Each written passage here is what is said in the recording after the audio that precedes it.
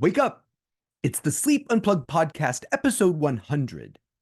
100 surprising tips, tricks, hacks, and secrets for amazing sleep. Here's a list. Welcome, everyone, to the Sleep Unplugged podcast. Yes, you heard me correctly. It is episode 100. Technically, it's episode 101, but who's counting? And I'm so excited to be announcing that, recording it. 3 digits. We have officially entered into 3-digit territory with the podcast. Very exciting. Happy you're here. My name is Chris Winter, I'm a neurologist and sleep specialist and your host. If you're new to the podcast, welcome. If you're a veteran, welcome back. So we've made it, huge milestone, 100 episodes. And I thought a great idea for 100 episodes would be 100 tips for sleep. And the origin of this came about when I was out at spring training working with a team. I said, let's make a poster of 100 things your players could do that they could sort of check off and see, okay, of these 100 things that might improve sleep, how many of these things are you doing right now? And so started doing it. I actually solicited some ideas from listeners. Hey, do you have any tricks and tips that I've overlooked? And we put some of those in here. So this is the culmination of that list. If you've got more things you want to add, we could always, maybe by episode 200, we'll make the list 200 secrets, tips, tricks, and hacks. So if you want to get in touch with the show, you can DM me, Dr. Chris Winter, Twitter, Dr. Chris Winter, Instagram. You can find us on YouTube. If you're watching on YouTube, you can see I'm recording in a different venue. I'm in my childhood home recording. And if you want to digest your podcast and listen to the music of the podcast, we always include a line from a song, and we'll get to that in just a minute. Listener comments, corrections, criticism. This is from Franz. She's a 44-year-old listening from the Netherlands and said, I have read your book and listened to your podcast regularly. Unfortunately, I have suffered from insomnia for years, being aware that it's caused by anxiety. I've benefited a lot from your book, but I still don't manage to let go of this anxiety. Well, Franz, you're in luck because we've got 100 things that you can start working on. And if you're doing all these things, I can assure you, you've got nothing to worry about. So the line from the show, line from the title, here's a list. There's an REM song that had the line, I've made a list, which I was always a big fan of that particular song at the end of Green. I think it's the Untitled song, I believe is what it was. But anyway, I went with a Morrissey song. We haven't talked about Morrissey. We did talk about the Smiths early on. This is from the song Last of the Last of the Famous International Playboys. It was his third single release after he left the Smiths. He actually recorded it with Stephen Street and other people from the Smiths. And I like this for a lot of reasons, thought it was beneficial. I was kind of thinking about going with a Bowie song for episode 100, but I thought it'd be interesting to see if I could tie this song into Bowie. And one of the tie-ins was Stephen Street said he was heavily influenced by the intro of Man Who Sold the World for the intro of Last of the Famous International Playboys. You can kind of hear it when you listen to the beginning of it. The Last of the Famous International Playboys was recorded about Reggie and Ronald Cray, the British gangsters, who, when I was recently in London, I took a tour of the Tower of London. I've never been there before. It was fascinating. And little trivia, the last two prisoners held at the Tower of London were actually Ronnie and Reggie Cray, who actually were portrayed in the movie Legendary by Tom, oh God, I'm blanking on his name, the guy who played Bane in Batman. Tom Hardy. Anyway, so they were enlisted in the army. These two guys, they showed up, got into a fight with a corporal, punched him in the face and really injured him, and just went home. And the next day, they were arrested, imprisoned briefly in the Tower of London, and now, in addition to all their other notoriety, are the last people to be imprisoned in the Tower of London. And actually, the lead singer, Gary Kemp, the guitarist Gary Kemp from Spandau Ballet, actually portrayed the craze in another movie, which was really good. I can't remember the name of it. But anyway, so we'll put Morrissey and Last of the Famous International Playboys on the Spotify music playlist. We're closing out volume 2 rapidly. So let's get into it. I don't want to belabor this. We're going to go through 100 positive sleep habits. And what you can do is get a piece of paper and a pencil. And as we read them out, you can write a checklist or an X or do little hashtag tally marks. And I want you to send me your score. How many of these 100 things do you feel like describe things that you do or that you're doing with sleep? Which do you think are most important? Of the things that you're not doing, what do you want to employ soon? Let us know through Dr. Chris Winter Instagram, Dr. Chris Winter Twitter. Here we go. Number 1, I prioritize my sleep. Number 2, I sleep in the dark with no lights or screens on. Number 3, I sleep with the room temperature 67 degrees or lower. Number 4, I wear an eye mask at night. And we did a great episode not too long ago about the benefits of eye mask. I'm curious how many of you have actually adopted the eye mask in terms of what you do. Number 5, I carefully chose a pillow based on my size, sleeping position, and preferred temperature. Number 6, I sleep away from my phone. And we did a big episode on phones and how devastating they are to sleep. I'm wondering how many of you have it next to your bed, in bed with you, or in another room completely. Number 7, I stop my caffeine intake 6 hours or more before bed. We did a big episode on caffeine. So hopefully everybody's putting a big check mark by number 7. Number 8, I wear blue blocker glasses in the evening and when I'm on my phone. We did we probably should revisit this. We did an episode on light early in the podcast. Some of that blue light myth has been dispelled a little bit, but I still think there is value in terms of wearing blue blocker glasses or sunglasses to get the light intensity down in the evening prior to going to bed, and especially if you're on your phone at night. Number 9, I put away my phone 1 hour before bedtime or more before bedtime. Number 10, I take a hot bath, shower, or sauna 1 to 2 hours before bed. We got really deep into the weeds of sauna in our extreme temperature podcast. So if you haven't adopted that, take a listen. Number 11, after athletic activity, or if you're an elite athlete, after your game, I quickly take steps to cool my body. And speaking of elite athletes, shout out to the Oklahoma City Thunder for a hard-fought series with the Dallas Mavericks. Came up short, but I'm going to tell you guys, you're ahead of schedule. Looking forward to see you guys at training camp. Number 12, I do not use alcohol to help me sleep. If anybody is putting an X next to 12, please listen to the alcohol podcast and stop. That's an easy one. That's a no-brainer. Number 13, I track my sleep and allow the data to help me understand my sleep better. Not worry about your sleep, but understand it better. Number 14, as much as I can, I try to keep my napping consistent in terms of timing and duration. Number 15, when I wake up, I seek light. Number 16, I'm aware of my magnesium level and take magnesium supplements when appropriate. You know, a lot of people, we were talking about the Oklahoma City Thunder, you know, a lot of people, elite athletes, show up at training camps magnesium deficient. So that's an easy thing to talk to your primary care doctor about, have a magnesium level checked, choose the right supplement, and off you go. Number 17, I drink chamomile, passion flower, valerian root tea at night to help me wind down. Number 18, I try to set aside 10 to 15 minutes every day to stretch out, close my eyes, and rest. I'm a huge fan of resting. We've got to get away from time spent relaxing but not asleep is wasted time. It is not. Resting does all kinds of great things for your body. It's the reason why I called my second book, The Rested Child. Number 19, I seek out reputable sources for sleep information. So everybody gets an X for that one. I'm kidding. You're here, and I'm a real doctor and a real certified sleep specialist. So I can't speak to the precise quality of what you're getting right now, but you are absolutely here. You're seeking out reputable sources of information. So everybody gets a check mark who's listening for number 19. Number 20, I have a mattress that is comfortable to me.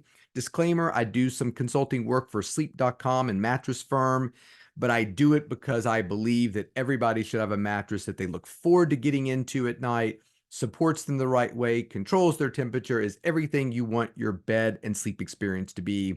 If you don't have that, that's an easy one to fix. Number 21, I wear light, loose clothing at night or none at all. We did a podcast episode on sleeping naked. I invite you to listen to it. Maybe you could skip the video for that one if you don't want that image burned in your brain when you're trying to sleep at night. Number 22, I have never been told that I stop breathing at night. If you have been, I need you to call your primary care doctor and talk to that person about the potential for snoring and sleep apnea evaluation. Number 23, I use a weighted blanket. We did a podcast episode on weighted blankets. I love them. If you've got restless sleep, I invite you to check it out. Number 24, I exercise every day. That's got to be a check mark, guys. That is teeth brushing. That is bathing. That is fundamental. And if you're struggling with sleep and you're not somebody who's exercising every day, that's exactly where I would start. We did a podcast on the benefits of exercise. That was the easiest podcast ever to record. Number 25, I make it a habit to use a cold tank or cold plunge immediately after a workout, or if you're an elite athlete, after playing a game. Again, that was part of our podcast about extreme temperatures. Number 26, I use lavender spray at night. Some benefits to lavender in research, but also just a nice little Zeitgeber time cue about when you smell that lavender, it's time to sleep. Number 27, I try to limit food intake 2 hours before bed. Number 28, if I have to eat late, I choose sleep supporting foods, nuts, dairy, hummus, tart cherry, etc. Number 29, I sleep in a silent room or use a white noise machine. No episodes of Friends, no Marvel movies, no podcasts. If you're listening to me try to sleep, listen, the top 100 list not going anywhere, listen to it tomorrow. Number 30, I do not use marijuana at night on a routine basis. I just got some solicitation in the email. I get these things all the time. Hey, I represent this person and we think they'd be a great guest on your podcast. And I know they do not listen to my podcast because the hardcore listeners of the Sleep Unplugged podcast know that our only invited guests are any musical group or act or individual that we've included in the title of our podcast, and then Brad Pitt, Jada, Celine Dion, and Kihei Clark. I think that is our list as of right now. So anyway, this person wrote me and said, hey, we think this person would be great. Everybody calls him the sleep scientist. And I looked at his name. I was like, I don't know who this guy is. And he was some sort of cannabis expert. And right away, I'm like, no. Cannabis expert and sleep expert do not go hand in hand. If you're a true, no, I'm sorry, he said he was an insomnia expert. Listen, if you're an insomnia expert, I don't think cannabis really plays a huge role in your tackling of your insomnia. And anybody who would claim to be an insomnia expert would know that, I think. All right, so where are we here? Number 31, I try to eat my meals at the same time every day. Again, that time cue is so important. Everything our bodies do, we like a schedule. 32, I like to journal at night as a way to write things down that worry me or are on my mind. Number 33, I do not fall asleep every night watching television. I think it's a bad habit to get into, guys, and a lot of people do it, especially if they have insomnia. I can fall asleep watching TV, but I can't if I go to my bedroom and try to fall asleep. And again, that's a mental construction that you've created for yourself. So we're a third of the way through, guys. Here we go. 34, I prioritize my sleep, but I do not worry about it. Number 35, I do not sleep with my children in the bed. A little bit of a controversial one. I would say young children in the bed or my children in the bed if I don't want them to be there or they're disrupting my sleep. If you like, look, I want my children here. This is what I believe as a parent, and we're not putting them in any danger, go for it. But if you're struggling to sleep, or you're an elite athlete that we were making this list for, I don't know that having several kids squirming around the bed is going to bring you the best sleep that you can get for yourself. Again, DM me if you disagree. Number 36, I do not have a pet that disrupts my sleep. Number 37, I spend a few minutes meditating, praying, or quietly reflecting before I go to bed. I like that preparatory, quiet time leading up to going to sleep. I don't like it when people are watching TV and falling asleep or in bed and asleep immediately. There should be a little of a process there. Reading could be in there as well too. Number 38, I look forward to sleeping at night. And I think that's important. And, we talked about prioritizing sleep. We also talked about, I don't worry about it, but I think that we want to be in a place where we look forward to being in that bed every night. Number 39, nobody has ever told me that I kick my legs at night. Number 40, I do not fall asleep in team meetings, business meetings, religious services, or places where I want to be awake. Number 41, I work to maintain a consistent sleep schedule, especially in the off season or in times when I'm not training hard. Number 42, I use a sunrise alarm clock. Number 43, I end a nap with light exposure, movement, and a snack. Number 44, I do not act out my dreams. Number 45, I do not wake up in places where I did not go to sleep. Number 46, I do not rely on pills to sleep. And we've talked a lot about that, several episodes devoted to sleeping pills.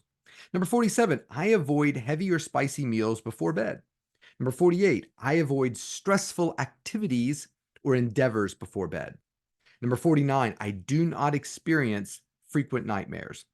And we just talked about nightmare disorders. If you're somebody who's struggling with lots of bad dreams, worrying about going to sleep at night, that one's for you. Number 50, I do not sweat in my sleep. If you do, lots of products out there. Sleep.me makes some great, the Doc Pro and Chili Pad and all that good stuff if you need it. Pillows, cooling mattresses. I sleep on a Tempur-Pedic Luxe Breeze and it's amazing. So lots of good options out there that don't involve cranking down your thermostat and paying the bill. All right, halfway through, guys. Here we go. 51. When I wake up, I use glasses with blue light or light boxes to help me wake up, especially if I live in a dark or get up at a dark time. Live in a dark place, get up at a dark time. Number 52, I give myself time to wind down at night. And that goes into that sort of sleep procrastination. You are allowed to set aside time to do things that are mindless when your kids are in bed. We just don't want them eating into your sleep time. But give yourself permission to have a show that you watch, a game that you play, an endeavor that you like that's mindless and not necessarily a noble pursuit. Number 53, when I am having trouble with sleep, I talk to someone in my life, my organization, my medical community about finding a solution. You don't have to do it alone. Number 54, I like to recite a mantra over and over when I sleep, like I'm going to sleep deeply, or this is the best thing I can be doing for my performance and recovery right now. And you recite it over and over as you relax and allow sleep to come. Number 55, I use a cooling pillow, cooling pad, or bed cooling product. So that kind of goes back to the sweating. Number 56, I prioritize hydration, even if I have to urinate at night. And if you listen to the podcast, I hate the advice people give to cut your fluids off so you don't wake up to go to the bathroom at night. Listen, wake up, go to the bathroom at night. It's no big deal. Number 57, I sleep with and travel with foam earplugs. Number 58, I use a 4-7-8 or box breathing technique to relax. Number 59, I only engage in relaxing, pleasurable activities before bed. Ooh, that's kind of a repeat. Sorry about that. The list got so big, I was having trouble figuring out if I'd said things before. But slight nuance there, that you're not only avoiding upsetting things, but you're only going to engage in relaxing and pleasurable activities before bed. Number 60, I set an alarm to remind me it's time for bed so I don't lose track of time. Number 61, if I have to eat late, I choose foods that are healthy for my sleep quality. Number 62, I ask my teammates about their sleep. I ask my coworkers about their sleep. I ask my family about their sleep. In other words, we're creating a community where we talk about sleep positively. Number 63, I do not feel restlessness at night. Number 64, I do not experience reflux when I sleep. Number 65, I do not use nicotine containing products at night. And we just did an episode on nicotine. So check that one out if you don't believe nicotine is affecting your sleep negatively. Number 66, I have never fallen asleep driving. Maybe that should have been number 1. Number 67, I use sleep promoting light bulbs. All right, 2/3 of the way through. Here we go, guys. Number 68, I use sleep mode or low brightness mode on my electronics. Number 69, I embrace being awake at night, meaning that you enjoy going to bed, but it's not I enjoy going to bed as long as I fall asleep quickly. That, hey, you might go to bed tonight and it takes you a while to fall asleep, and you embrace that time. So I think that's really, really important. Number 70, I try to focus on resting, a variable I can control, versus sleep, which is sometimes outside of my control. Number 71, I use positive sleep language. Number 72, I do not use the phrase can't sleep. You had a difficult night. You've had a string of difficult nights, but you're optimistic that upcoming nights will be better. Hey, I had a difficult night last night, but I'm doing okay today. Those kinds of things are really important. Number 73, I stay positive about my sleep. Number 74, I don't fear awakening at night. Number 75, I seek other opinions about my sleep, like a partner or a parent. It feels like you're not sleeping at all at night, but it's okay to say to your partner, look, I feel like I'm only sleeping 30 minutes a night. What do you observe? And have that dialogue. Again, dialogue is good. Let this conversation see the light of day. Number 76, I take exercise sleep. I take exercise. I'm sorry. Here we go. Font small. Number 76, I take excessive sleepiness seriously. You fall asleep driving, you fall asleep in meetings, you take it seriously, you talk to your doctor about it.